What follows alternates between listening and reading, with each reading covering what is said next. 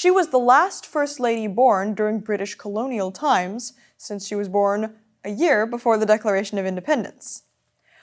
Sadly, her mother died when she was only a year old, and her father was very involved in the fight for independence of the colonies.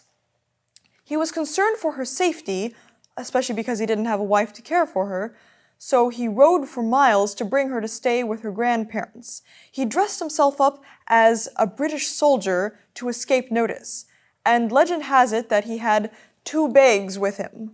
One bag full of turnips, which he declared he was bringing to British officers, and the other bag full of the young Anna. He was able to bring her there successfully, where she was lovingly raised by her grandparents, who instilled in her a strong sense of faith.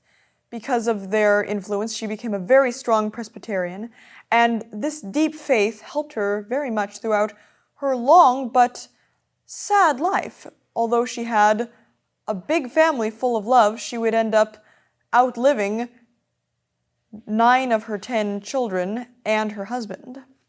She was very well educated for a young woman of this time. In fact, she is considered the best educated First Lady up to that point, which is impressive because most of the early First Ladies could read and write and were well cultured. She went to a few different schools and really enjoyed reading and studying. When she was a young woman, she went to live with her father and her new stepmother, whom she grew to love very much, in the Northwest Territory. Her father was very influential in founding the town where they lived, which was North Bend, Ohio. Anna was visiting some relatives in a nearby town when she met the young officer, William Henry Harrison. They were initially very interested in each other, and they began courting, much to her father's displeasure. He did not approve of her being involved with a soldier because he saw soldiers as being one step above barbarians or criminals, especially in the Northwest Territory. It was a lawless area, so many of the soldiers were rather lawless, and he didn't think that he would be able to support a family properly. Despite her father's displeasure, they waited until he went out of town, and then they eloped and ended up getting married in 1795 when she was 20 and he was 22. Her father would not speak to them for several weeks, especially to his new son-in-law, but eventually William Henry Harrison won him over, and he grew to love him a good deal, and he helped support him. Anna devotedly lived the wife of a military bride, following Harrison from one camp to the next and being there with him during his different stations. Eventually, they began to have children, and they would end up having 10 children. Remarkably, out of their 10 children, only 1 died in infancy, and the rest of them lived to adulthood. It was often a dangerous life for the Harrisons, since he wasn't off fighting in different territories.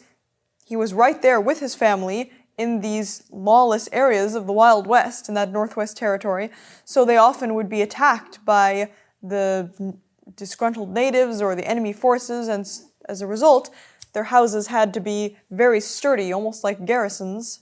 When Harrison's military career was over, he and his wife were able to happily retire to a peaceful life together in a nice log cabin.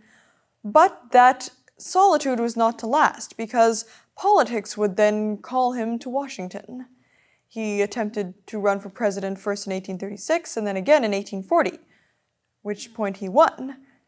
And then he went to Washington to be elected, but she did not accompany him at that point. You see, throughout her life, Anna struggled with ill health. A lot of the times it was because of her frequent pregnancies, but she wasn't doing too well at the time he was elected. So she stayed at their home and was planning to travel to Washington in May.